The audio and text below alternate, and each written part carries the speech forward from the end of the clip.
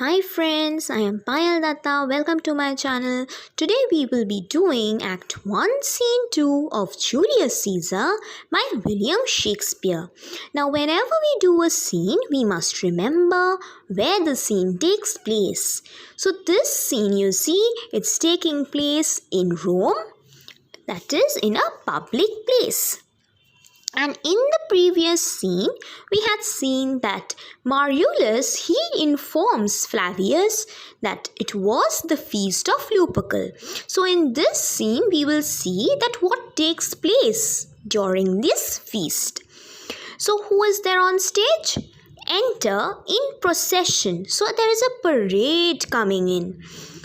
Caesar, Antony ready for the course, Calpurnia, Portia, Decius, Cicero, Brutus, Cassius and Casca. Antony is Caesar's friend and he, you see, is getting ready for the course. Your course refers to the foot race. The foot race that was going to take place in the feast of Lupercal. So Antony, he is getting prepared to run the foot race.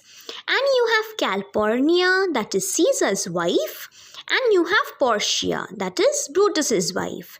And you have all the other friends of Caesar, that is Decius, Cicero, Brutus, Cassius and Casca, followed by a crowd of citizens. So all the Romans, they are all following them to watch the foot race. And in the crowd, you have a soothsayer. Who is a soothsayer? A soothsayer is a fortune teller. So now Caesar, he is calling out to his wife. Calpurnia, Casca, peace ho, Caesar speaks. And the music, it ceases. So Caesar, he is calling out to his wife Calpurnia. And when Casca hears that, he tells the musicians to cease. To cease means to stop. To stop playing their music. He tells them, peace ho, that is quiet, silence, stop your music. Why? Because Caesar speaks. Because Caesar has to say something. So here you see that though Caesar is not yet the king of Rome, though he has not been given the crown, he holds a high reputation among the Romans. So when he speaks, the music, it stops. And Caesar then again calls out to his wife, Calpurnia. Calpurnia, here my lord, that is here, I am present here. Caesar, stand you directly in Antonius's way. Way means on his path.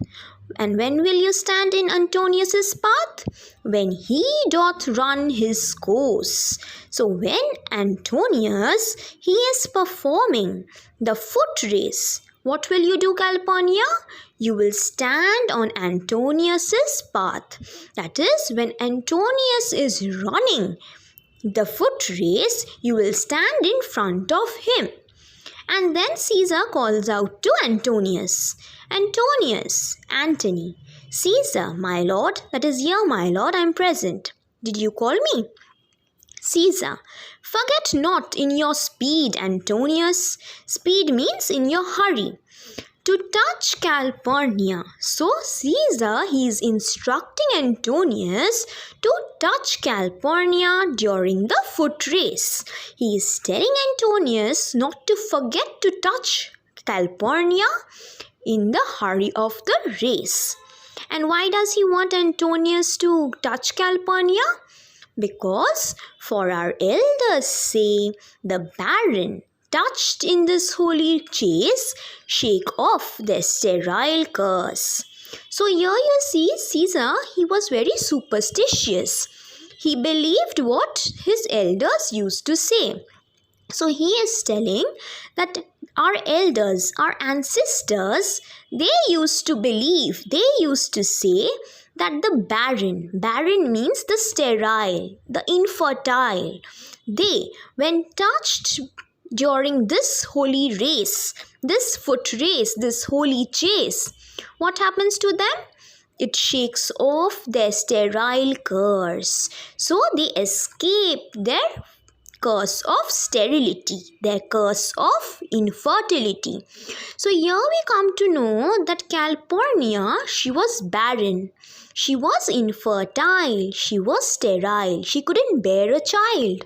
And so Caesar, because of his superstitious beliefs, he believes that if Antonius touches Calpurnia during this foot race, the barrenness that is there in Calpurnia, that will shake off, that will go away. And so he tells Antony to touch Calpurnia when he runs. And he tells him that in your hurry, Antony, please don't forget to remove the barrenness in Calpurnia. And so Antony says that I shall remember. When Caesar says do this, it is performed. That is, that I will not forget to touch Calpurnia in my hurry, because when Caesar says that something must be done, it is performed. Performed means it is carried out. And then Caesar says, set on. Set on means to go on and leave no ceremony out. Ceremony means ritual. So let us continue with our procession. Let us go on with our procession and let us not leave any ritual out. Let us perform all the rituals that need to be performed in the Feast of Lupercal. And saying this, what happens? The music again starts. And just when the music starts, you have the soothsayer coming in. And the soothsayer, he calls out to Caesar from the crowd. Soothsayer, Caesar, Caesar. Ha, who calls? That is, who is it that is calling me? Casca, bid every noise be still. Bid means I command, I instruct. I order that every noise that is coming, that should be silenced. And he asks the musicians to stop again. So he says, peace yet again. And again the music stops. Then Caesar, he says, who is it in the press that calls on me? Press means in the crowd. So in the huge procession, who is it that is calling my name? Because I hear a tongue. A tongue means a voice that is shriller than all the music, and that voice is crying out my name, Caesar. Speak, Caesar is turned to ear. Turned to ear means that Caesar is listening. So who is this person in the crowd who is calling out my name? Because I can hear his voice, I can hear his tongue. Because even in this atmosphere where music is being played, his voice is coming to my ears shriller than the music. So definitely there is someone who is calling out my name. And so he is asking the person that whoever you are, please speak up, because Caesar is turned to ear. Because Caesar is listening to you. One more thing you have to remember is that Caesar, he was deaf in his left ear. So maybe Caesar is telling the person that I am turned to ear, meaning I have turned myself so that I can hear you with the help of my right ear. So I have turned towards you, I am listening to you, so you speak. So then the soothsayer, he informs Caesar, or rather he warns Caesar, and he says, beware the Ides of March. So he is warning Caesar to be alert of the middle of March, the Ides of March. That is the 15th of March. And then Caesar says, what man is that? That who is this person? Brutus, a soothsayer, bids you beware the Ides of March. So Brutus is telling that Caesar, he is a soothsayer. He is a fortune teller. And what is he doing? He is bidding you. He is telling you to beware the Ides of March, to be alert on the 15th of March. And then Caesar says, set him before me, that is, bring him before me. Let me see his face. I want to see this soothsayer. So we have already seen that Caesar, he was very superstitious. So on hearing from Brutus that a soothsayer had come to see him or to speak to him, he asks Brutus to set him, that is, to bring this soothsayer in front of him so that he could see his face. And then Cassius, he says, fellow, so he is calling the soothsayer as fellow, come from the throng. Throng means come out from the crowd and look upon Caesar, that is, stand before Caesar. Look upon means to stand before Caesar. And then Caesar, he says, what sayest thou to me now? Speak once again. So what is it that you want to inform me? Now that you are in front of me, speak again. Tell me again what information you have for me. Soothsayer, beware the Ides of March. So the soothsayer, he repeats what he had to say. He tells Caesar that you must beware the middle of March. So Caesar, who was superstitious, when it came to his advantage, now see, he is not paying heed to what the soothsayer has to say. He is calling the soothsayer a dreamer. He's saying he is a dreamer. That is, he is crazy to think like that. He is crazy to think that I must beware of the Ides of March. He dismisses the soothsayer and he tells the others that let us leave him. Let us leave him here and pass. Pass means to continue. Continue with the procession, continue with the celebration, continue with the music. So here actually what is happening is that Caesar, as we had seen in scene 1, that he had defeated Pompey, he had defeated Pompey's son. So here Caesar, he is actually, he has become very overconfident about his immortality. And that is why when the soothsayer is telling that you must be alert on a certain day, Caesar thinks that I am invincible. No one can defeat me. So this overconfidence of his is shattering his superstitious belief. He is unwilling to believe that someone can harm him. And so when the soothsayer warns him, his overconfidence grips him. And Caesar, he says that this soothsayer is a dreamer. And so we must leave him in the crowd and continue with what we are heading towards. That is the Feast of Lupercal. And just when Caesar says this, again the music starts. The trumpets sound and everyone leaves. Exit all except Brutus and Cassius. So everyone goes to the feast to see the foot race, and Brutus and Cassius, they are left behind. Cassius, will you go see the order of the course? Brutus, not I. So Cassius is asking Brutus that whether he would go to see the order. Order means the progress. The progress of what? The course, the foot race. So Cassius is asking Brutus whether he would attend the foot race or not. And Brutus says that not I, that I will not go. Cassius, I pray you do, so I beg you that you go and see it. And Brutus gives his reasons as to why he will not attend the foot race. He tells Cassius that I am not gamesome. That is, I have no interest in sports. I am not gamesome. I do lack some part of that quick spirit that is in Antony. So he is telling Cassius that he lacked some part of that quick spirit. Quick spirit means that lively, that energetic spirit that was there in Antony. That competitive spirit that was there in Antony was not there in Brutus. He did not like games so much. He was not interested in sports. He was not gamesome. And that is why he was not willing to watch the foot race. Let me not hinder.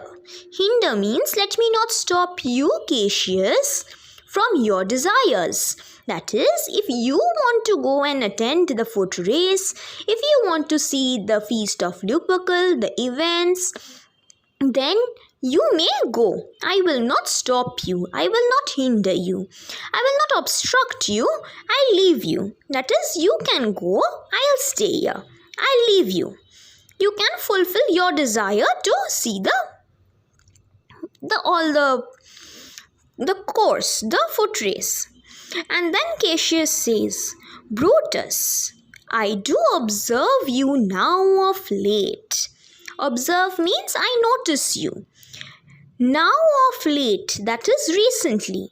That Brutus, recently I am noticing something about you. And what is it that he is noticing? I have not from your eyes that gentleness and show of love as I want to have.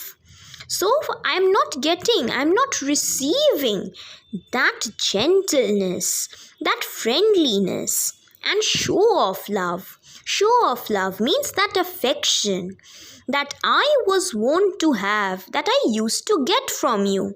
So he is complaining to Brutus that something has happened to you, Brutus, recently, and I'm observing that, I am noticing that. And what is it that I am noticing? That you are no longer friendly towards me. You don't have that affection, that compassion, that love for me that you used to give me. But now you have changed. And how did you change? You bear too stubborn and too strange a hand over your friend that loves you. Loves you? Here he is talking about himself as his friend. So Cassius is telling Brutus that you have become very stubborn. Stubborn means very strict and too strange. That is, you have turned to become very unfamiliar. I cannot recognize you as my friend anymore. A hand over your friend. Your friend over here refers to Cassius himself. So he is telling that you have turned very strict, very unfamiliar towards me, your friend who loves you so much. So what is it that is wrong with you, Brutus? So Brutus, he understands what Cassius wants to say. And then he tells Cassius that Cassius, be not deceived. Deceived means please don't be fooled. If I have veiled my look, veiled means to surround. If I have this unfriendly look on my face, please don't be fooled by me, Cassius. Why? I turn the trouble of my countenance merely upon myself. Countenance means these facial expressions that I have, this unfriendly look on my face. This is totally because, it is merely because, merely means solely. It is solely because of myself. So there is a trouble, a kind of trouble that involves some personal concerns that is upon myself. And that personal problem, that is giving me this unfriendly look. Vexed I am. Vexed means I am troubled. Of late. Of late means recently. I am troubled recently with what? With passions of some difference. That is, with some personal thoughts, some passion, some thoughts of some difference. That is, there are some personal thoughts that are different from each other and they are creating a conflict inside myself, and that is why I am troubled. Conceptions only proper to myself. Conceptions means my thoughts, my personal thoughts, which are proper to myself, which concern me, which contain some sort of a private concern, some private thought. And these private thoughts, which give some soil perhaps to my behaviors. Give some soil means to foster, to nourish. So these private thoughts, they are nourishing, they are catalyzing. Catalyzing what? What are they stimulating? My behaviors. So these behaviors here refer to his bad behaviors. So his private thoughts, they are troubling him and they are nourishing his bad thoughts and giving this unfriendly look on his face. And that is why Brutus is telling Cassius, don't be fooled by this look, because this look is the result of my private problems, my private concerns, my private thoughts. But let not therefore my good friends be grieved. So because of this unfriendliness or this unfriendly look of mine or all these personal troubles, I don't want my good friends, my companions, to be grieved. Grieved means to lament. I don't want them to be sad. Among which number, Cassius, you be one. So Cassius, you are one of my good friends, and I don't want you to lament because of my personal reasons. Which number means that I count you among my best friends, among my good friends. Nor construe any further my neglect. So he is telling Cassius, don't construe. Construe means don't analyze, don't interpret this situation of mine, this troubles of mine any further. Please don't analyze any further my neglect. Neglect means my inattention towards you, because I have already given you the reason why I am neglecting you, why I have lost this show of love. And what is the reason? Than that poor Brutus with war at himself. So poor Brutus, he is in conflict with himself.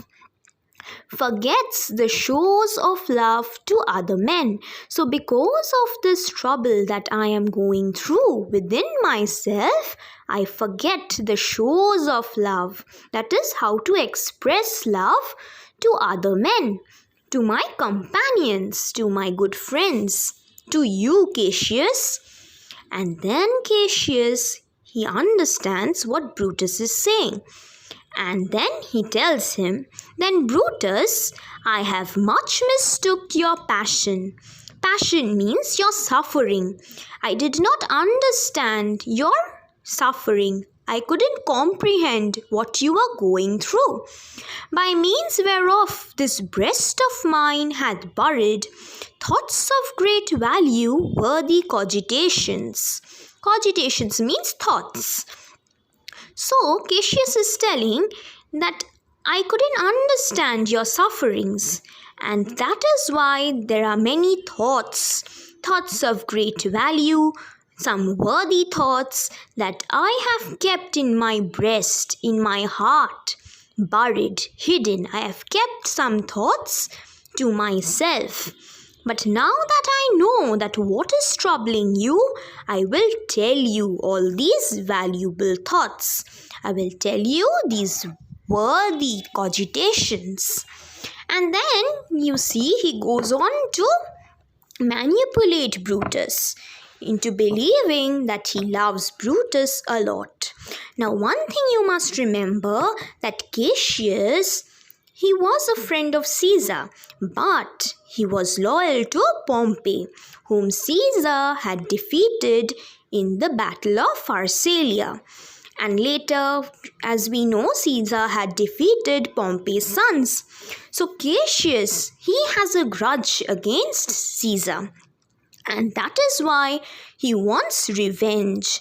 And here we see that Cassius, he is trying to manipulate Brutus against Caesar. And that will become more clearer when he tells his speech. So he asks Brutus, "Tell me, good Brutus, can you see your face? That is, do you know your own identity?" He's actually asked by your face. He's asking Brutus whether he can identify himself or not. And then Brutus says, "No, Cassius, for the eye sees not itself." Sees not itself means that the eye, it cannot see itself. I cannot see myself with my own eyes, but by reflection.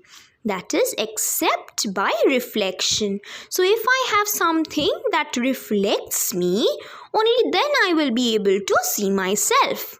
By some other thing here refers to some other surface, like a mirror, a lake, a water body where I will be able to reflect myself. But my eyes, it cannot see itself. And so Cassius says, "And it is very much lamented, 'tis just." So that whatever you are saying, it is just, it is true. And because it is true that you cannot see yourself, it is very much lamented. It is very much regretted, Brutus, that you have no such mirrors as will turn your hidden worthiness into your eye. So what is the regret all about? That Brutus doesn't have a mirror to turn himself. Turn means to reflect to Brutus. So Brutus, he lacks a mirror that will reflect his hidden worthiness into his eyes. So Brutus is unable to see that he is worthy because he doesn't have a mirror. He doesn't have a reflecting surface. That you might see your shadow. Shadow here refers to the reflection of Brutus's own worth. So Cassius, he is telling that it is lamented that you don't have a mirror that will reflect your worthiness to you, Brutus. And then he tells Brutus that what he has heard in Rome. "I have heard where many of the best respect in Rome, except immortal Caesar, speaking of Brutus." So he has heard that the many of the best respect in Rome, that is, all the high officials of Rome, all the high-ranking men in Rome, what are they doing? They are speaking of Brutus. They are mentioning Brutus's name. And Cassius has heard that. And what are they talking about Brutus? "And groaning underneath this age's yoke, have wished that noble Brutus had his eyes." So these people, these high-ranking gentlemen, they are groaning. Groaning means they are lamenting. And they are lamenting under this age's yoke. Age's yoke means under the burden of Caesar, under the burden of the current government. So they, under the suppression of Caesar, the people of Rome, the high-ranking citizens of Rome, they are lamenting. And what are they wishing? They are wishing that noble Brutus had his eye. That is, they are wishing that Brutus had the ability to see his worth. And mark over here what Cassius is saying, that everyone in Rome, all the high nobles, they are speaking good about Brutus. They are lamenting that Brutus cannot see his ability, but except immortal Caesar. So Caesar is the only one who doesn't think this way. And here he is making an irony. He's calling Caesar immortal Caesar. He's also mocking Caesar because he is making fun that Caesar thinks that he is immortal. But later in the drama, you will see that Cassius is going to be the one who is going to kill Caesar. So he is one of the conspirators. So Caesar will no longer remain immortal, but Cassius is calling him immortal and proving that this is an irony. He is ironically calling Caesar immortal. He is making fun of Caesar's overconfidence that he cannot be defeated. And so Brutus says, "Into what dangers would you lead me, Cassius?" So what is that you want to tell me? What worthiness in me do you want to show in me? What is it that you want to reflect in me that will take me to some kind of danger? That you would have me seek into myself. That what is it that you want to seek into myself? Seek into means to look inside. So what should I look inside myself for that which is not in me? So something that is not in me, what is that? What is that you can see that you want me to look into myself? And Cassius says, "Therefore, good Brutus, be prepared to hear, be prepared to listen, that what I want you to see inside yourself. And since you know you cannot see yourself so well as by reflection, so because you know that your eyes cannot show you what you are, your eyes cannot prove your worthiness, and you need a reflection for that, I your glass, so I will be your mirror. Will modestly discover to yourself." Will modestly means without any pretension. I will purely discover to yourself, expose you to yourself. So Cassius is telling Brutus that because you cannot see your own worth, I will be your mirror, and without any pretension, I will expose you to yourself. I will tell you what you are worthy of, and of yourself which you yet know not of. So all the things that you know not of, that you are unaware of, that you find it difficult to comprehend about yourself, I will show you. I will be your glass. I will be your mirror. And be not jealous on me. Jealous on me means don't be doubtful about me, gentle Brutus. So here you see he's calling Brutus good Brutus, gentle Brutus. He's flattering Brutus as much as he can. And he then goes on to tell Brutus that there are 3 ways you can think that I am dangerous. That if I hold these 3 terms, these 3 conditions, only then you can say that I am dangerous. And what are the 3 things? Were I a common laughter, or did use to stale with ordinary oaths my love to every new protester. So if I were a common laughter means if I was an unimportant person, a subject of joke, or did use to stale. To stale means to rotten.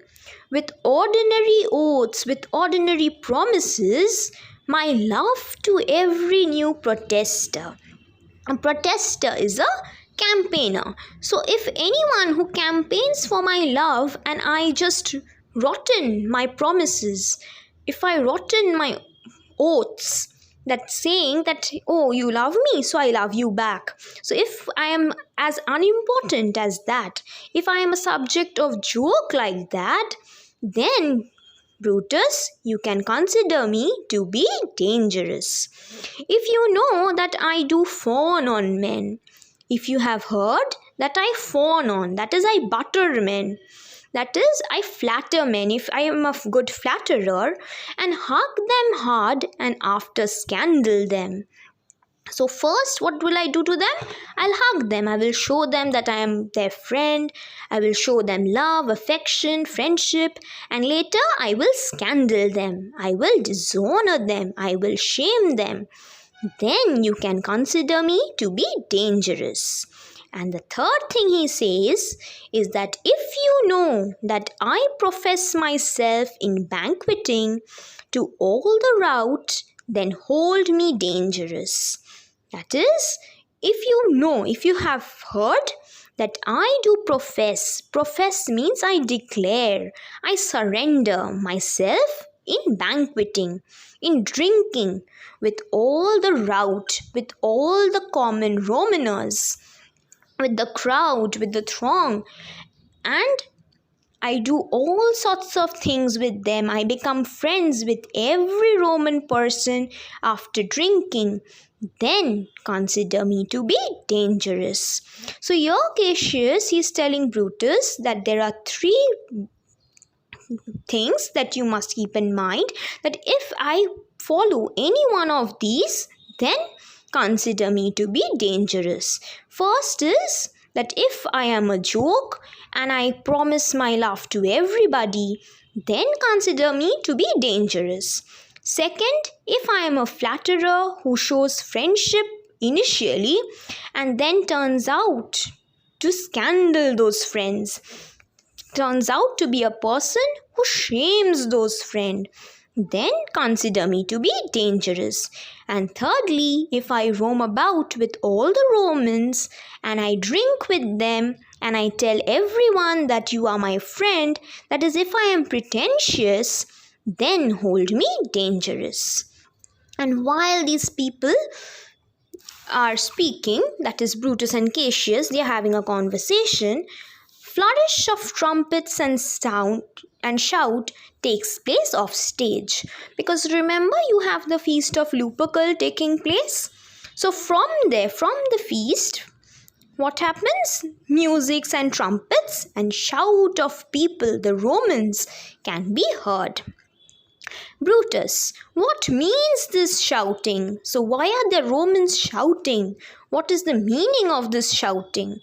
I do fear the people choose Caesar for their king.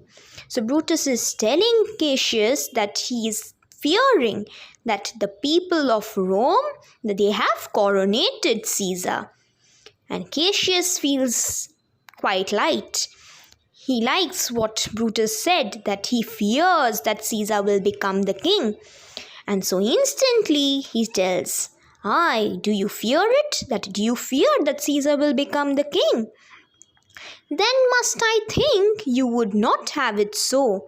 So, if so be the case, if you fear that Caesar will become the king, then I believe that you would not like that to happen." Brutus, I would not, Cassius. Yet I love him well. That is, yes, Cassius, I don't want Caesar to become the king. But it is true that I love him well. Him means I love Caesar well. But wherefore do you hold me here so long? But why are you making me wait here so long?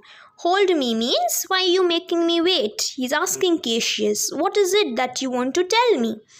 What is it that you would impart to me? Impart means inform me. What is it that you want to convey to me? If it be aught toward the general good, if it be aught toward means if it has anything to do with the general good, with the welfare of Rome, then set honor in one eye. That is, I have two eyes. Set honor, set fame in one of the eye, and death in the other. That is, set me a deadly task, and I will look on both indifferently. Indifferently means without any bias, with no preference. That is, even if I have to perform a deadly task for the general benefit of Rome, I will do it. Why will I do it? For the honor, for the fame, for my love for Rome. And I will look on both, that is my fame and death, in the same balanced preference. I will not be biased. For let the gods so speed me as I love. Speed me means let the gods support me. The name of honor, that is the respect and fame that I have, that I love. Let the gods support me to win that honor. More than I fear death. That is, I don't fear death the way I respect my fame, the way I want honor. So I prefer to be more honorable in Rome than I fear death. So I don't fear death so much. So because I don't fear death so much and I respect honor, I want the gods to support me to help Rome with its well-being. And then Cassius, he is telling Brutus, I know that virtue be in you, Brutus. Virtue means that goodness. You are a good Roman and you think about the Romans. I know about that. As well as I do know your outward favor. Your outward favor means your goodwill in Rome. So I know that you love Rome and the Romans, they love you too. Well, honor is the subject of my story. Story means my discussion. What I want to tell you, it concerns your honor. I cannot tell you and other men think of this life. So I cannot tell you what the other Romans think about this present life of theirs. But if you speak about me, for my single self, that is, according to me, in this life, I'll tell you what I think about it. I had as lief not be as life to be in awe of such a thing as I myself. So, I had as lief. Lief means willingly or gladly. Not be as live to be. That is, I would rather die. I would gladly die than be in awe, than be in fright, be in dread of such a thing as I myself. A thing as myself means a man who is similar to me, who is not better to me. So here Cassius is telling Brutus that I would rather die than be in fear of a man who is my equal. I was born free as Caesar. So because I am equal to Caesar, I cannot live a life like this. I cannot live in his fear because I was born to be free as Caesar. We are equals. Caesar is not better than me. So were you. So Brutus, you too were born as free as Caesar. We both have fed well. Fed means we both are nourished well. And we both can endure the winter's cold as well as he. So Brutus, you and I, we both are nourished well and we can endure. Endure means we can resist. What can we resist? Winter's cold, that is the extremes of temperatures. Just the way Caesar can. For once upon a raw gusty day. So now he is telling Brutus of two occasions when Caesar proved that he was no better man. So the first instance that he says is that there was a day that was raw and gusty. Raw and gusty means it was a very cold day, it was a very windy day. The troubled Tiber, chafing with her shores. So, the Tiber River, that was troubled that day. It was disturbed and it was chafing with her shores. That is, the control of the wild winds were taking place in the shores. There were tides coming up. And that day, what happened? Caesar said to me, Caesar told Cassius, Darest thou, Cassius, now leap in with me into this angry flood? So Caesar, he challenged Cassius. He dared him that you jump into the Tiber River. You leap into the Tiber River along with me. And the Tiber River, it was an angry flood that day. It was raging.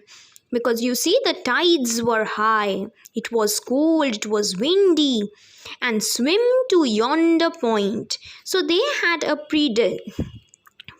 a destination, they had fixed a destination, and so Caesar told that yonder point, we will swim to that particular point. Upon the word, accoutred as I was, I plunged in. So when Caesar said that we will dive and we will jump into this angry flood and we will go to that point, just instantly when I heard it, upon the word of Caesar, I jumped in, I plunged in, I dived into the water. Accoutred means with whatever dress I was wearing, fully clothed, dressed, I jumped into the Tiber water.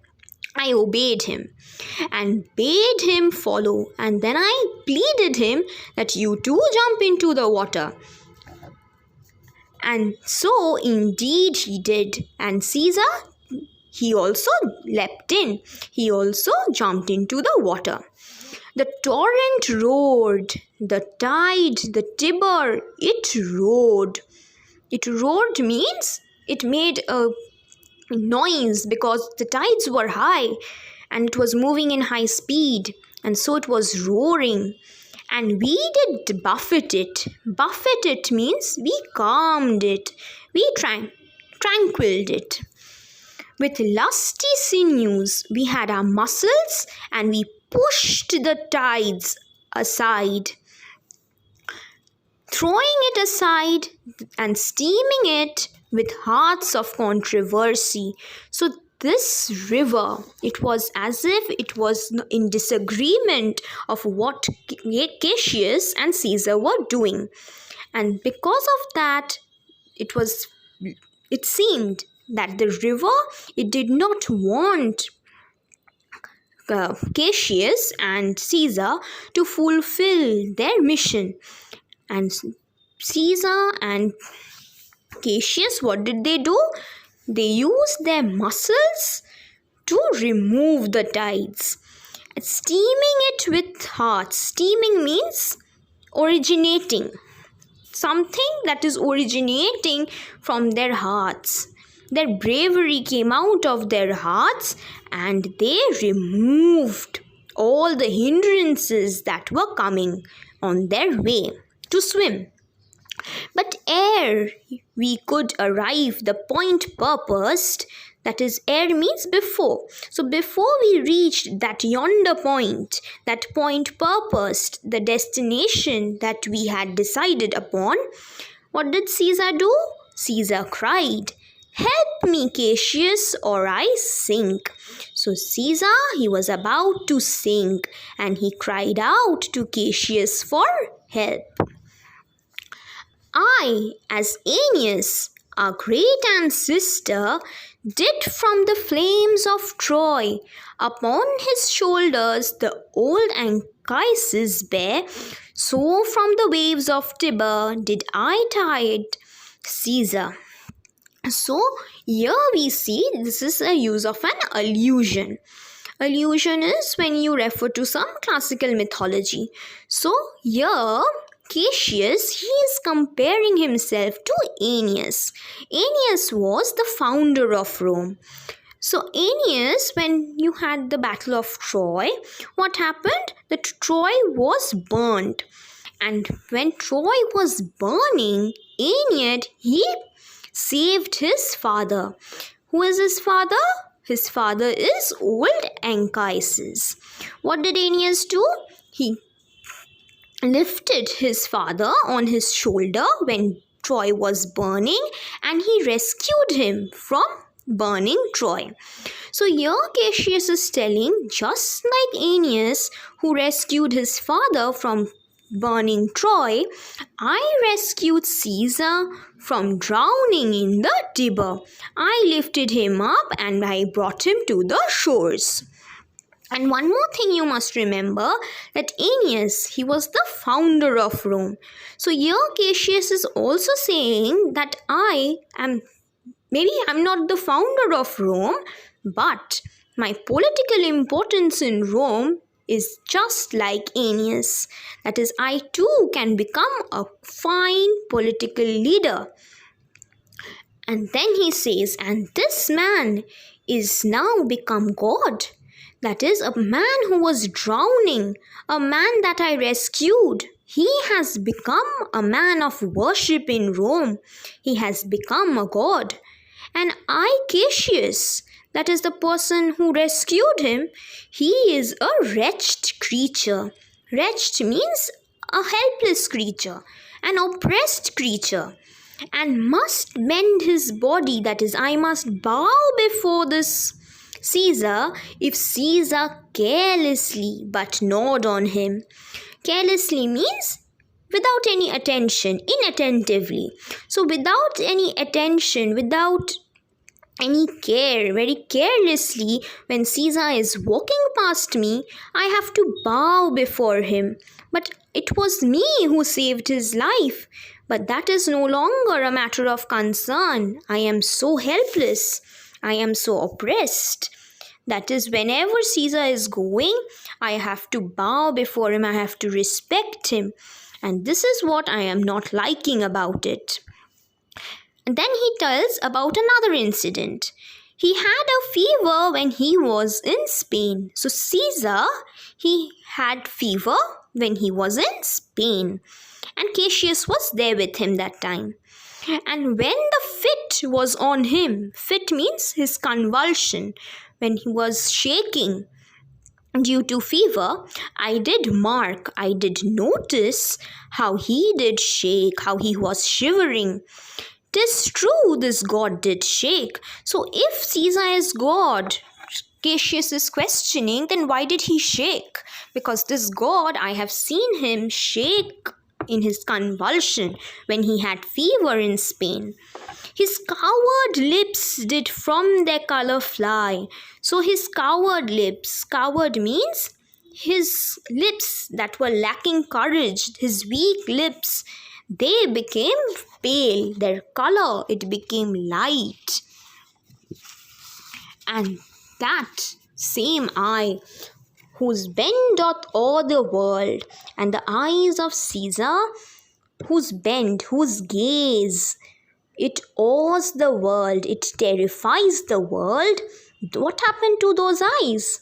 It lost its luster, it lost its shine, and did hear him groan. Groan means I heard him moan, I heard him sigh, I heard him lament. Aye, and that tongue of his, that is his voice, that bade the Romans, bade means that commands the Romans, that strong voice of Caesar, mark him, write his speeches in their books. That is, observe, Brutus, what happened to that Caesar whose words are glorified. His speeches are glorified in Roman books. Their books means the Roman books. So the person whom we are giving so much of historical importance, he in Spain, alas, it cried. Caesar, he cried in pain. He cried in lament. He moaned, he groaned, and he said, "Give me some drink, Titanus." As a sick girl. As a sick girl means a very weak girl. So he called out to his friend Titanus and he told him to give him some drink, give him some water. So here Cassius is actually telling Brutus that, see, your Caesar, he is a weak person, but still we glorify him as God. And I, who has rescued him, he has to live like an oppressed person. Yea, gods, it doth amaze me. That is, yes, gods, truly, by heavens, it amazes me, it surprises me that a man of such a feeble temper means a very weak nature. So, a man who is so weak, who is so feeble, he is starting to get so much of priority in Rome, should so get the start of the majestic world.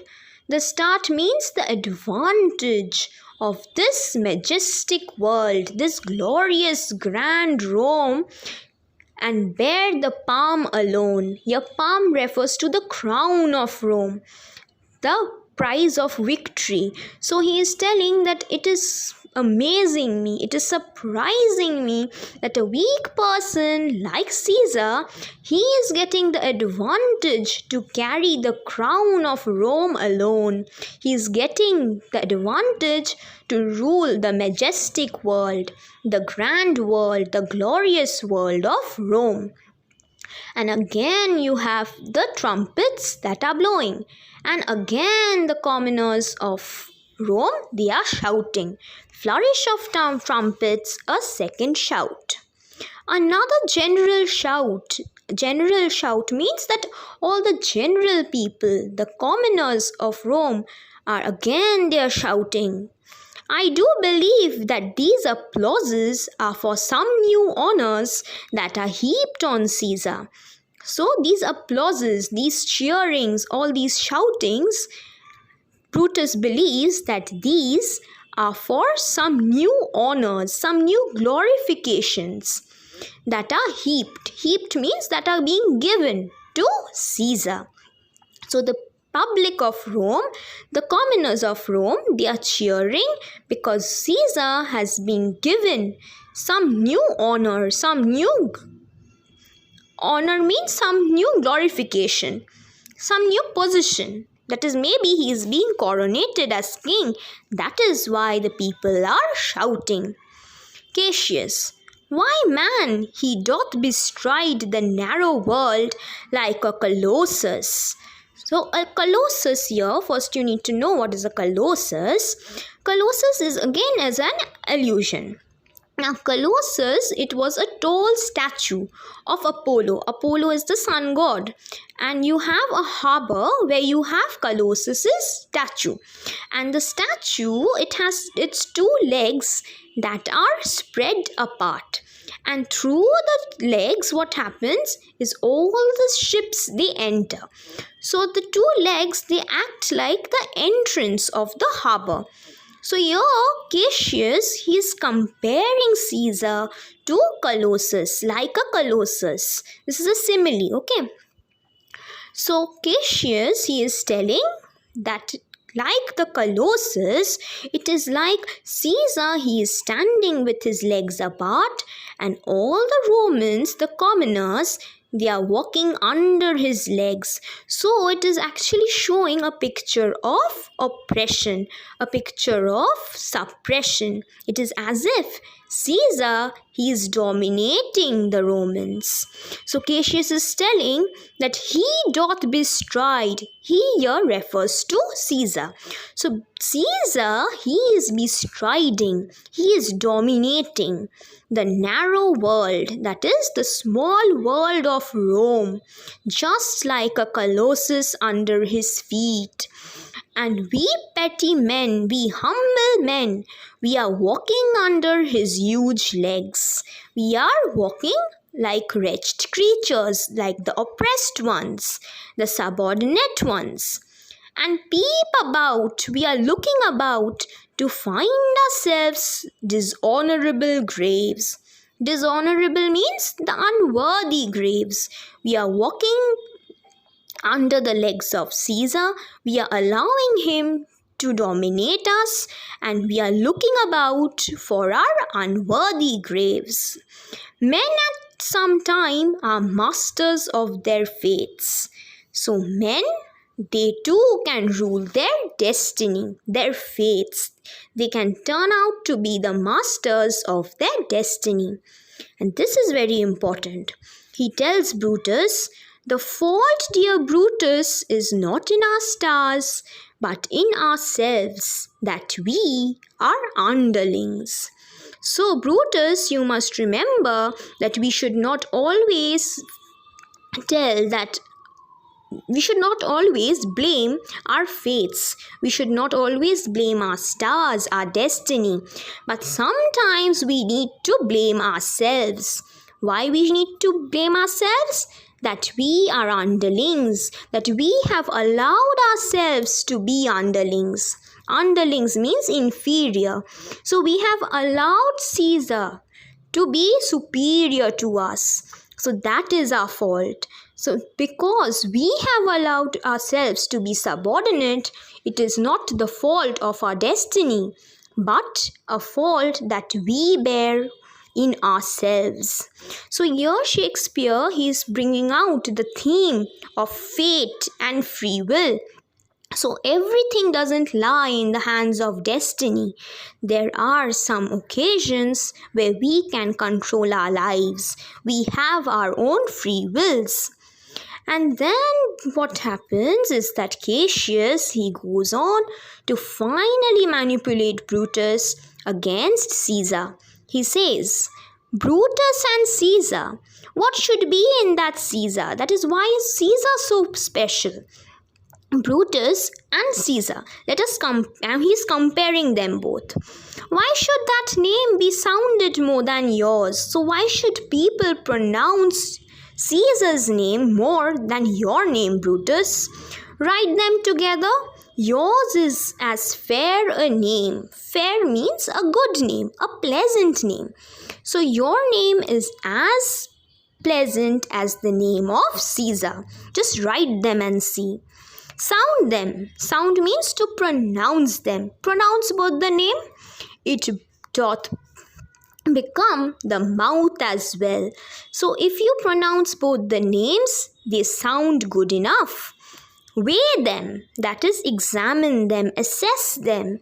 It is as heavy. Heavy means worthy. It is as substantial as the name of Caesar. Conjure them. Conjure means to call them, evoke them. So evoke both the names. Call Brutus, call Caesar, and then you will see that Brutus will start a spirit as soon as Caesar. So if you call the name of Brutus or you call the name of Caesar, it will raise a man's spirit. Here, spirit is used as a pun. A pun means a word with a double meaning.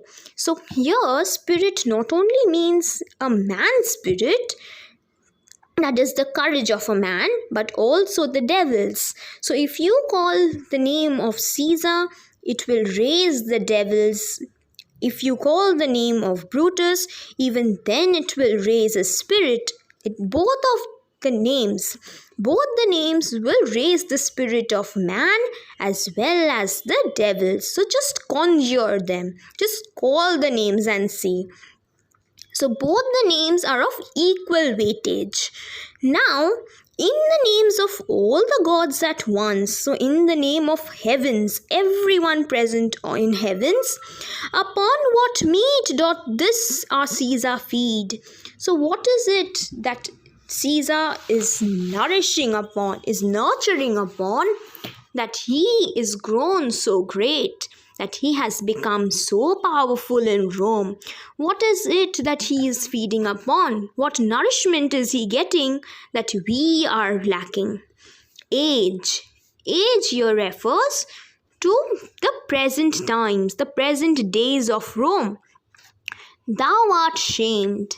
That is, the present age of Rome, it should feel ashamed of itself. The people who are accepting Caesar, they should feel ashamed of themselves.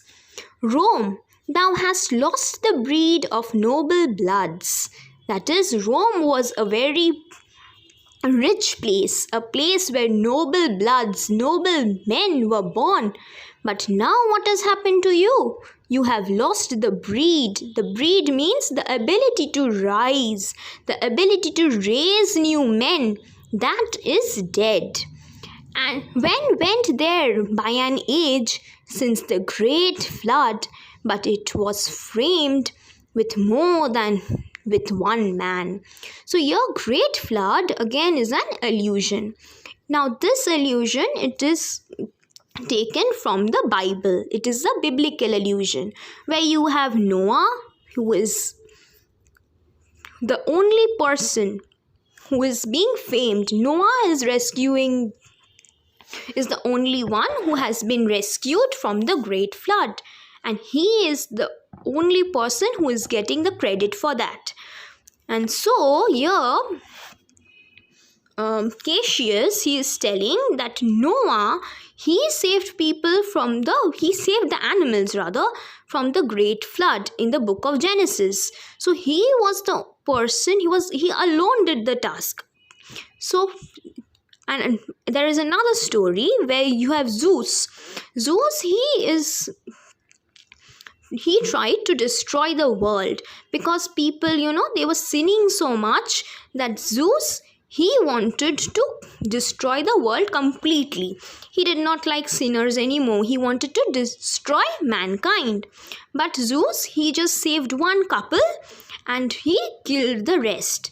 So Cassius is telling only on these two occasions God saved this one couple and Noah. So only these times, only in these two situations, you had one man rule in Rome. But other than that, every time Rome has been producing several noble men. But now again, what a situation has come to Rome, that everyone is saying that Caesar is the only person who can protect Rome. It is as if the Romans, they are unable to raise any more noble blood. So when means when was there by age since the great flood, but it was famed. Famed means made famous with more than with one man. So in Rome, you never had one man ruling. Even previously, as we have seen in Act 1, Scene 1, that Rome was being ruled by three people. That is Pompey, Caesar, and you have Cassius. Cassius died earlier, so then you have Pompey was being killed.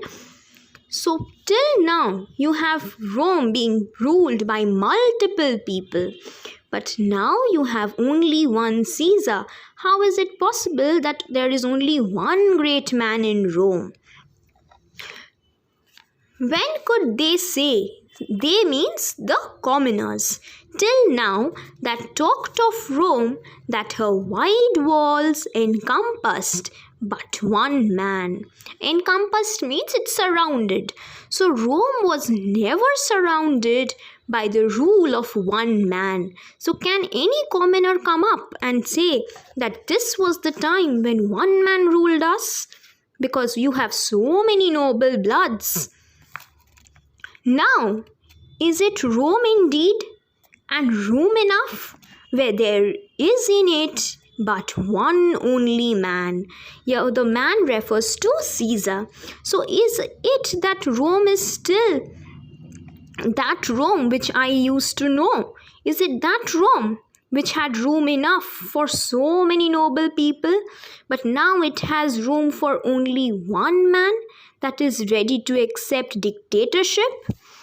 Oh, you and I have heard our fathers say, that is, we have heard our ancestors say something.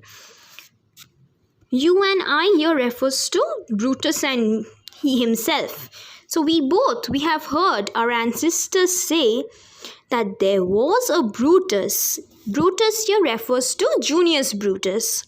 Now Junius Brutus, he was the one who had chased away the Tarquins from Rome, because if the Tarquins would come to Rome, then Rome wouldn't remain a republic anymore.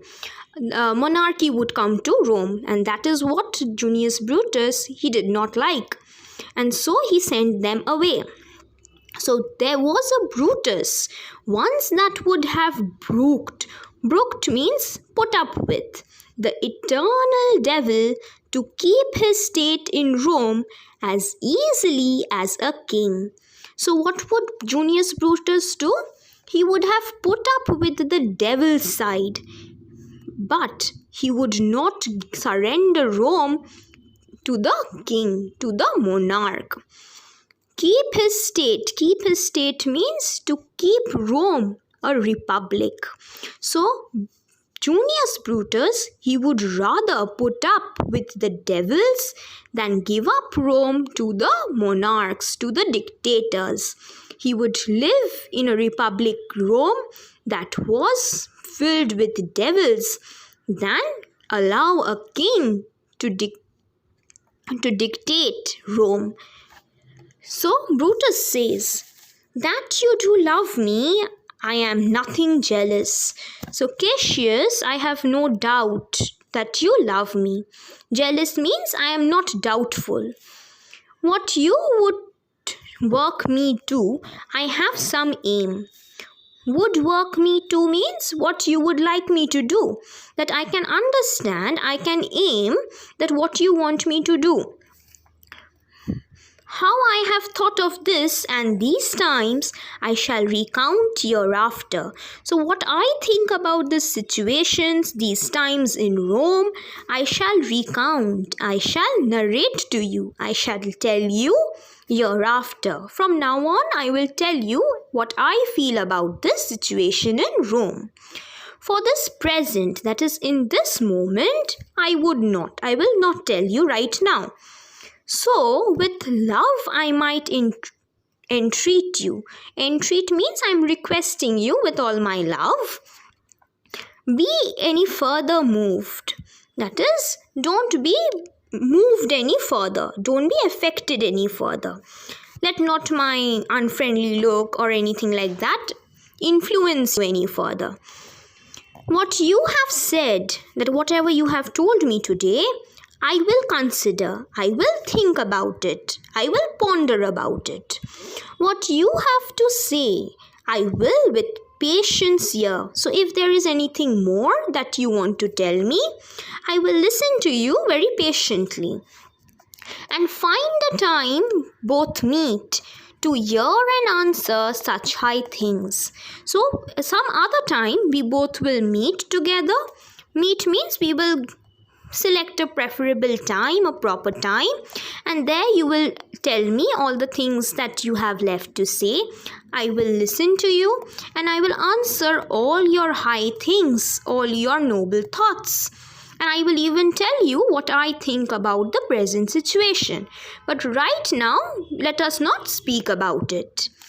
Till then, that is till that time comes, till that preferable time of meeting, it approaches, my noble friend, that is Cassius, chew upon this, that is think about this, ponder about this, that Brutus had rather be a villager, that I would rather be a common person in Rome than to repute himself a son of Rome, than I would call myself a citizen of Rome.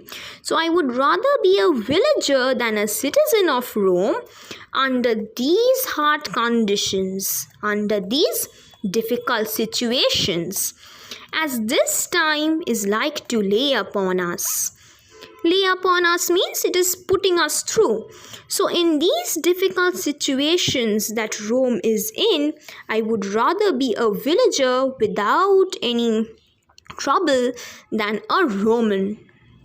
And Cassius says, I am glad that my weak words means my insufficient words, my inadequate words, my deficient words, all these humble words that I have to tell you, they have struck but this much show of fire from Brutus. So much show of fire. Show of fire means so much eagerness, so much excitement. So Cassius is telling that I am very glad that I could I could give rise to your excitement. I could raise your eagerness. I could give a spark of light to your thinking about Rome. And then you have Caesar, who is entering with his train. With his train means with his followers. So Caesar, he is coming back from the feast of Lupercal. And Brutus, the games are done, that is, the Lupercal feast is over. And Caesar, he is returning.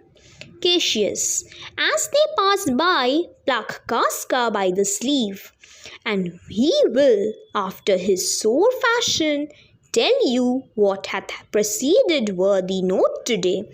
So Cassius, he is instructing Brutus that when these people are returning, what will you do, Brutus? You will hold Casca by his sleeves and you will ask him what took place in the feast today. After his sore fashion means his very pessimistic way of speaking, because Casca, he was very sarcastic and he was very open-minded and straightforward. So if you ask him what took place in the feast today, he will tell you what preceded. Preceded means whatever took place. Whatever continued, that was worthy of note. That is something that we should know about. So Brutus says, I will do so, that I will hold Casca by his sleeve and I will ask him. But look you, Cassius. But before we do that, observe, Cassius, look you, the angry spot doth glow on Caesar's brow. So these people, they were returning, and Brutus and Cassius, they are observing their looks.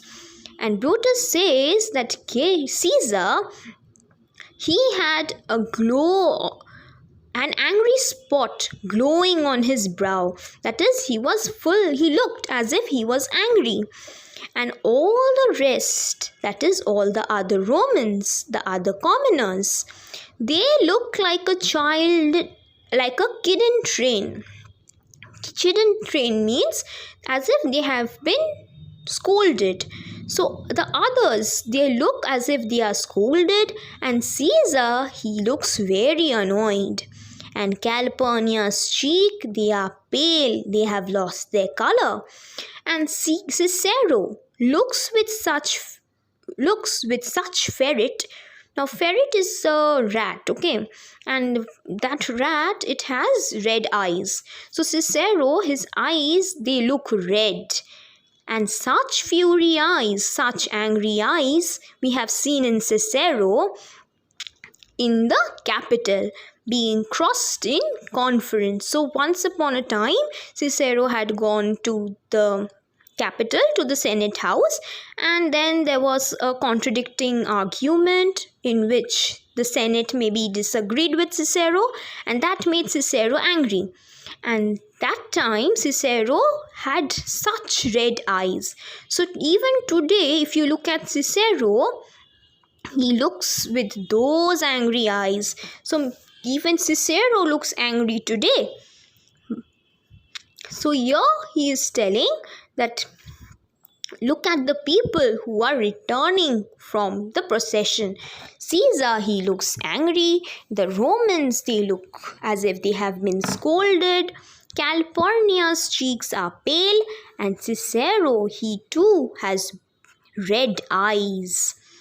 Cassius, Casca will tell us what the matter is. So Casca will reveal what took place in the feast. Caesar, Antony, Caesar. So you have Caesar and Antony entering. Caesar, he takes Antony aside and he is speaking.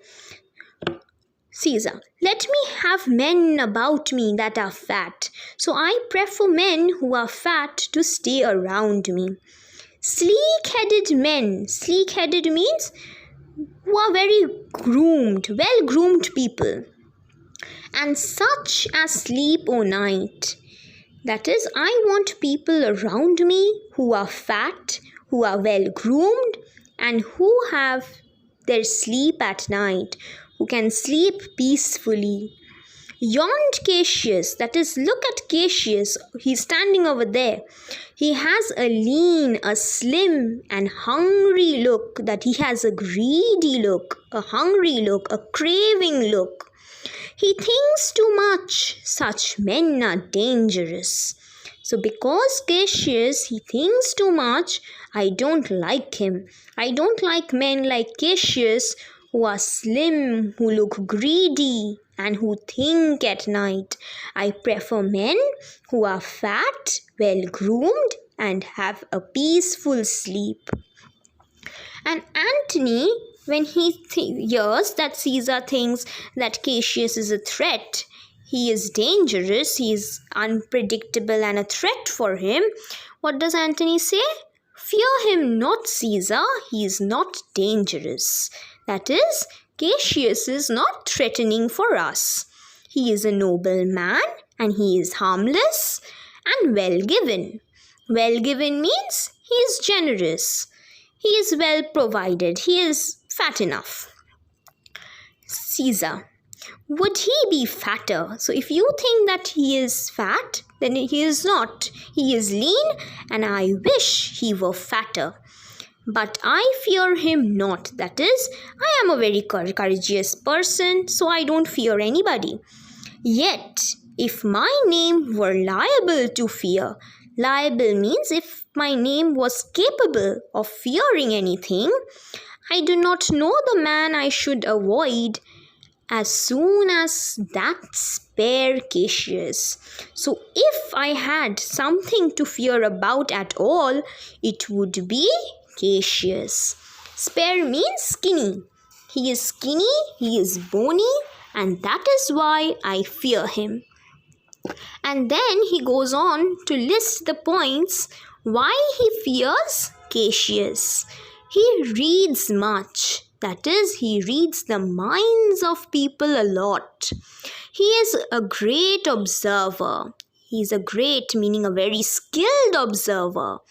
And he looks quite through the deeds of men. He looks through the actions of men.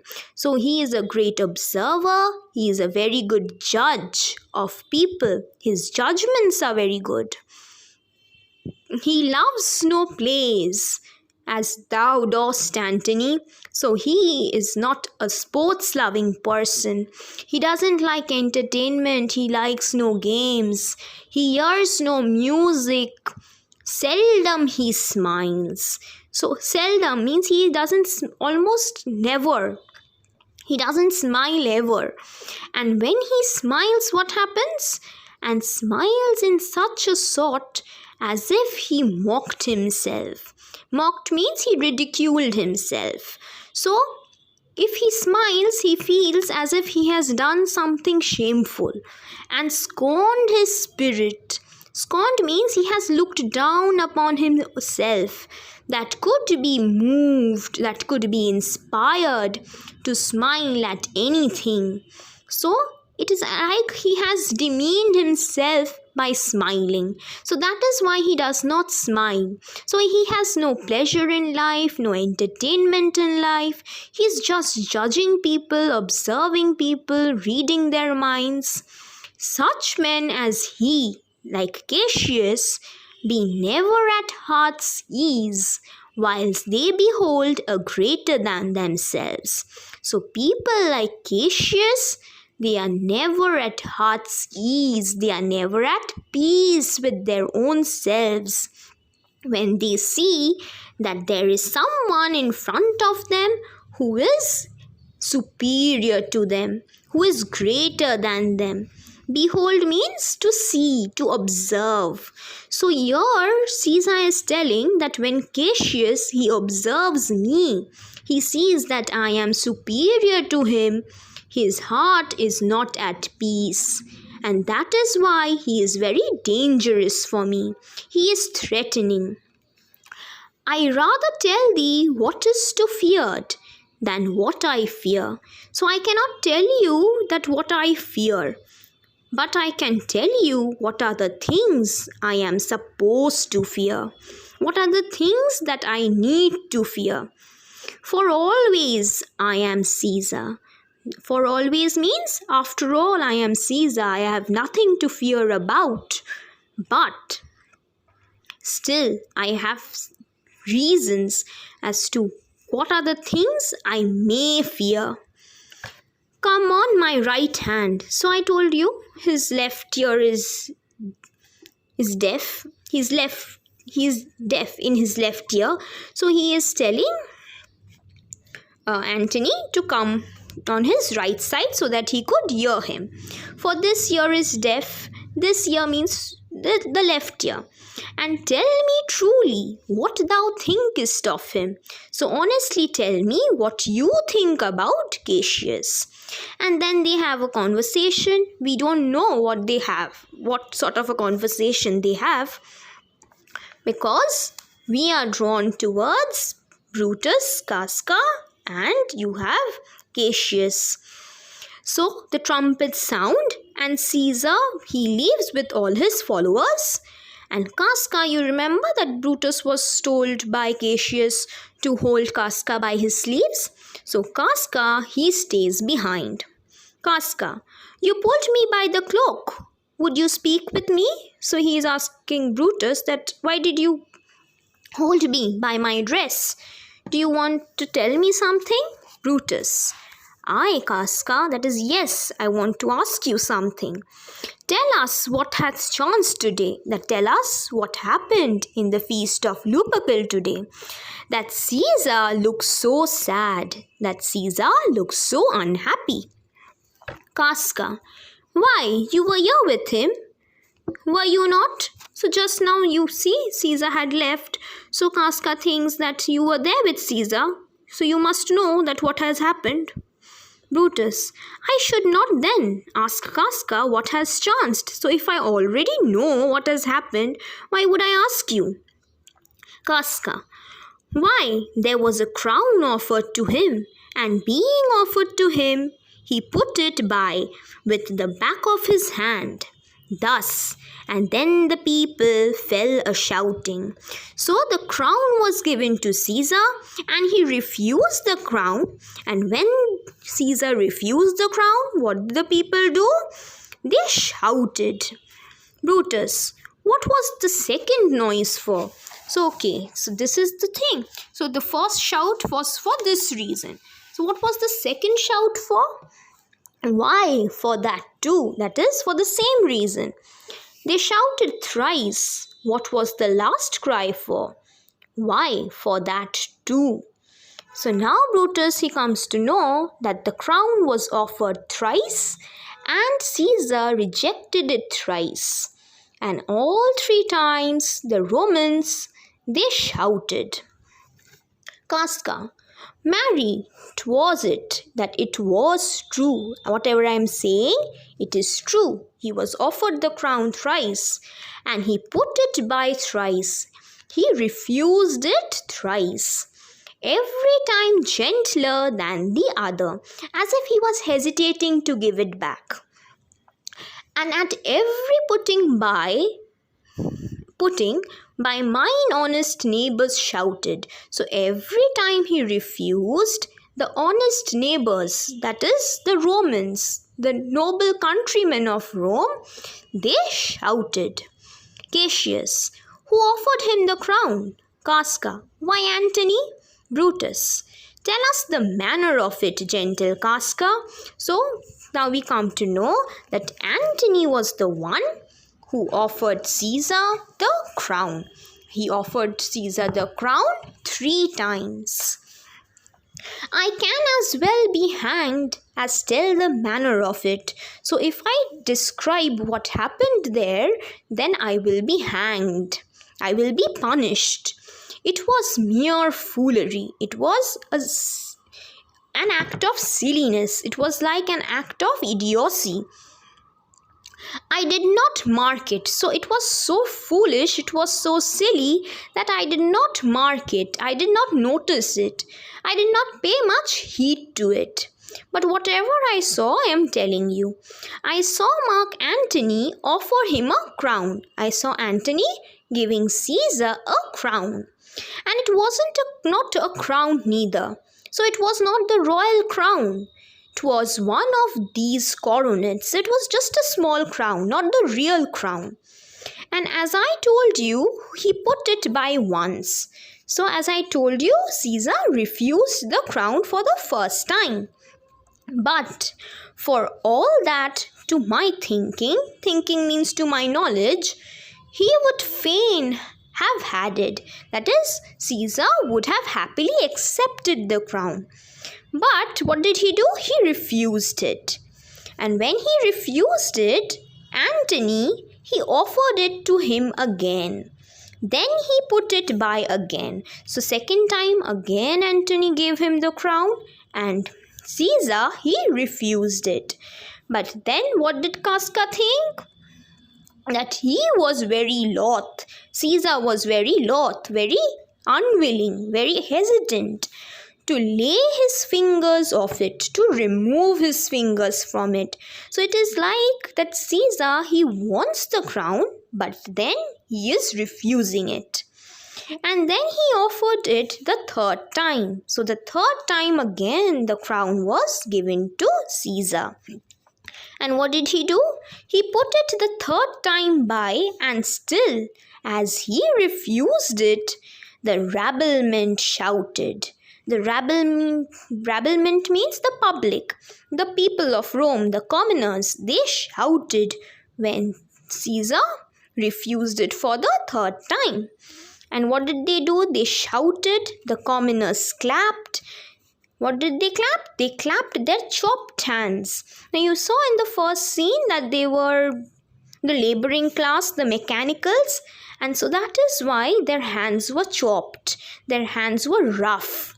And with those rough hands, they clapped for Caesar and threw up their sweaty nightcaps. The nightcaps means their hats.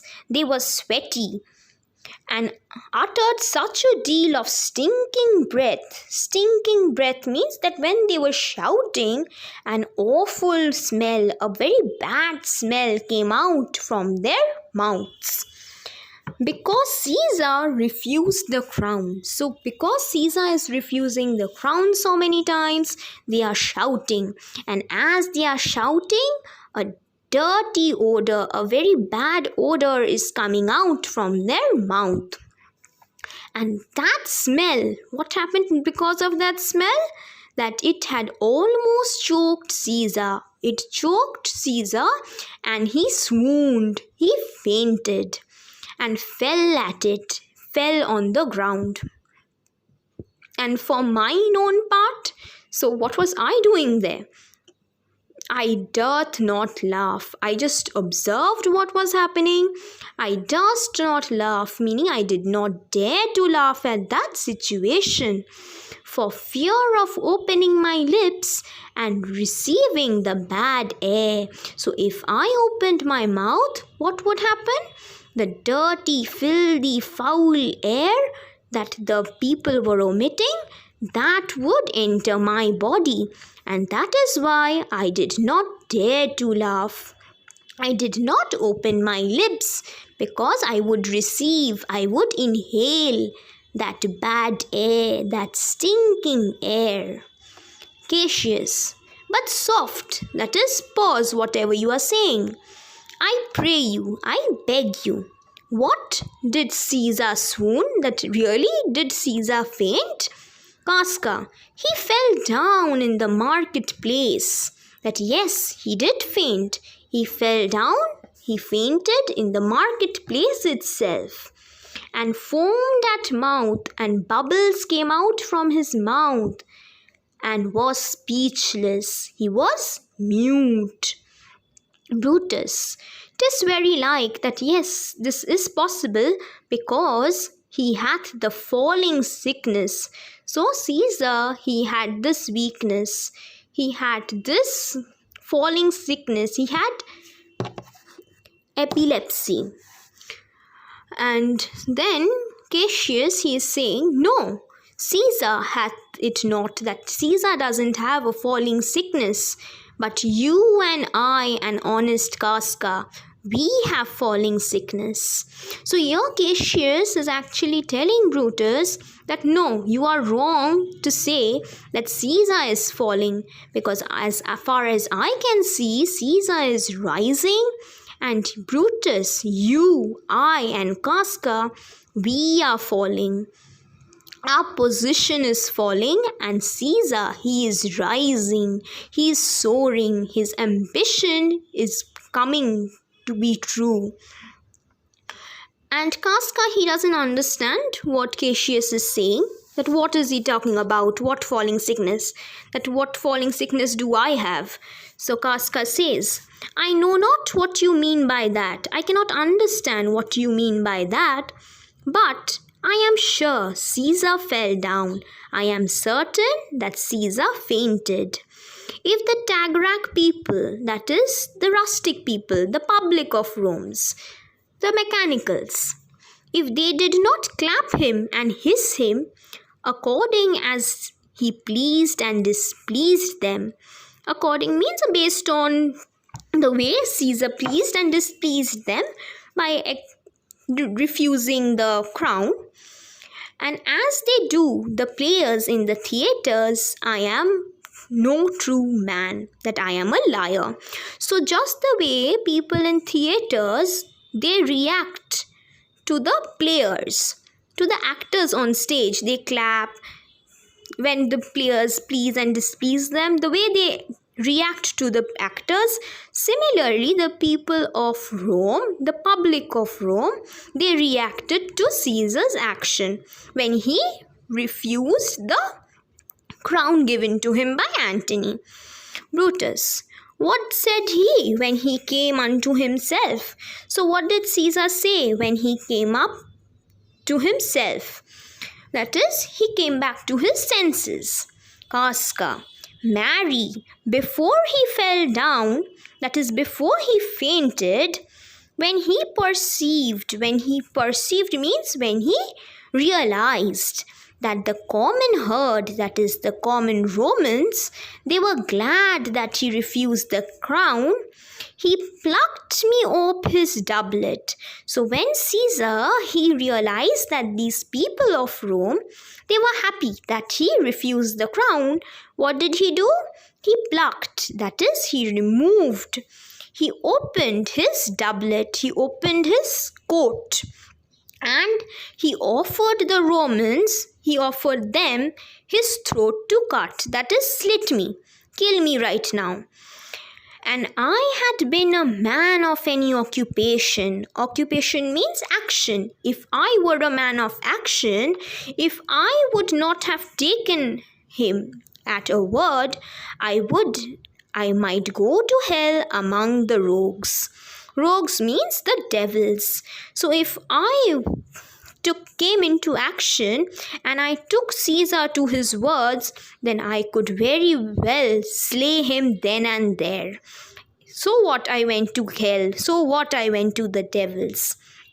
And so by doing this, by opening after opening his court in front of the public and telling them to cut his throat, what happened to Caesar?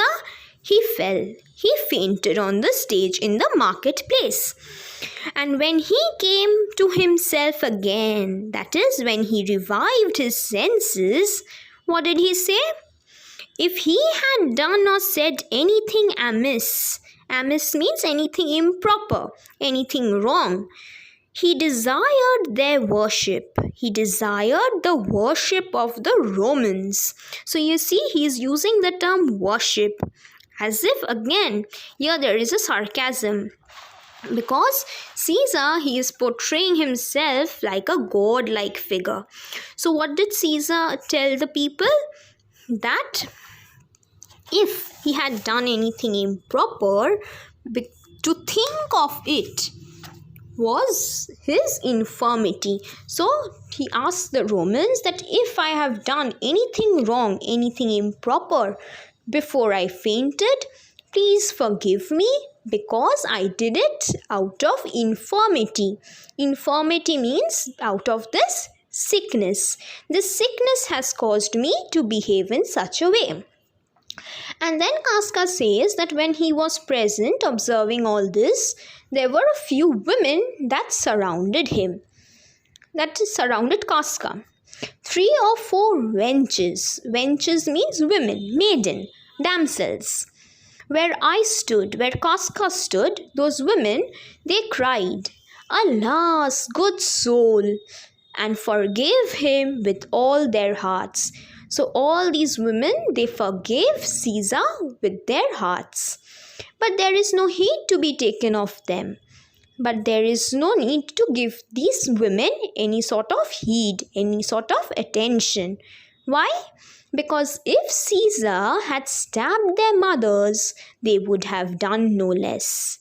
So, if Caesar, they had killed their mothers and said that I have done this because of my sickness, even then these damsels, these wenches, these women, they would forgive Caesar.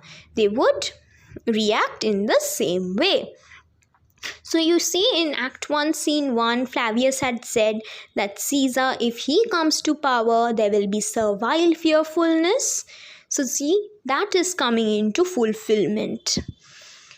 Now, Brutus says, and after that he came, thus sat away. So after all this, after he fainted and he again revived his senses, now he is coming back. Casca, aye. Cassius, did Cicero say anything? Casca, aye, he spoke Greek. That is, whatever Cicero said, I couldn't understand anything. He spoke Greek. Cassius, to what effect? So what did he say? Casca, nay, and I tell you that is, that if I tell you that what I understood, what Cicero said, then I'll never look you in the face again, that I will never be able to face you. But those that understood Cicero, who understood him, they smiled at one another. So maybe he said something that was agreeable to the crowd. And so they looked at each other, they shook their heads. But for mine own part, that is, I couldn't understand anything what he said. It was Greek to me. I could not comprehend. I could tell you more news too. That is, I have some more news to tell you. And what is that? Marius and Flavius, for putting scarfs of Caesar's images, that is Caesar's statues, they are put to silence. They are executed. They are punished. And then he tells, fare you well, that is goodbye. There was more foolery yet, there was more stupidity that took place today, but I cannot remember them anymore. If I could remember it. So if I remembered those stupidities, I would let you know, but I don't remember anymore. So let us depart. I leave you here. Cassius, will you sup with me tonight, Casca? That will you have dinner with me? Will you have supper with me? Casca, no, I am promised forth. That is, no, I have other commitments. I cannot dine with you today. Cassius, will you dine with me tomorrow? Casca, now he gives 3 conditions and if that he will dine tomorrow. If I be alive, that if I am alive tomorrow, I will dine with you. And your mind hold, that is, if you still keep to your invitation, if your invitation still exists, then I will dine with you. That is, if you don't change your mind. And your dinner worth the eating. So your food must be worth eating, only then I will dine with you. So, if I am alive, if you don't change your mind, and if your dinner is worth eating, then yes, we can meet tomorrow and have dinner together. Cassius, good, I will expect you. That is, I am looking forward to see you tomorrow at dinner. And Casca, do so. That is, yes, sure, wait for me. Farewell both. That he is telling farewell to Cassius and Brutus. And Casca leaves. Brutus, what a blunt fellow is this grown to be. So he was such a smart person when he was young. Now he has become so blunt, he has become so dull. He was a quick metal, he was very bold, he was very sharp when he was in school. Quick metal means he was very fearless, he was very lively. And Cassius says that so is he now, that even today, Casca, he is very bold and he is very fearless. In execution of any bold or noble enterprise. So if there is any bold or noble enterprise means any mission, any plan, then Casca is fearless in executing it, in enacting it. However, he puts on this tardy form. He puts on means he pretends to be in this tardy form. Tardy means in this very slow form. This rudeness is a sauce to his good wit. This rudeness means this blunt attitude of his. It is like a sauce. It is like a catalyst, a stimulator to his good wit. Good wit means his cleverness, which gives men stomach to digest his words with better appetite. So this blunt attitude that Casca has, this is like a catalyst to his cleverness. So when people see him, they think that he is a very common man. They don't judge him and they likely listen to him and digest his words. They don't question him. They believe in whatever Casca says because they feel that Casca, he is a very simple man. And Casca, he pretends to be blunt so that people, they accept whatever he has to say, and that helps him to carry out his mission, to enact his mission, to fulfill his mission. So he can mold the general public of Rome very well. Brutus, and so it is that yes, I think you are right. For this time I will leave you. So Cassius, now I have to leave. Tomorrow, if you please to speak with me, I will come home to you. Or if you will, come home to me. And I will wait for you. So right now I must leave. We must depart. But if you wish, then I will come to your house tomorrow and we will speak. And if you think that you can come to my place, very well, come to my place and I will wait for you. Cassius, I will do so till then. Think of the world. That is, Cassius tells that don't worry, I will come to your place. You wait for me till then. And by that time, now that you are going home, I want you to think of the world. I want you to think about what is the best for Rome. And exit Brutus. So you see, when Brutus is present with Cassius, Cassius directs Brutus as what he must do. And when Brutus is going home, even then Cassius is instructing Brutus what he must think about. So think about Rome. So Cassius, he has control over Brutus. He has control over Brutus's action. He has control over Brutus's mind. And so Brutus leaves. And now Cassius, he goes on to say his upcoming plan. Well, Brutus, thou art noble. That is, yes, now Brutus is gone. This is Cassius's soliloquy. And in his soliloquy, he is telling Brutus that, Brutus, you are a noble person, a very kind person. Yet I see thy honorable metal may be wrought, from that it is disposed.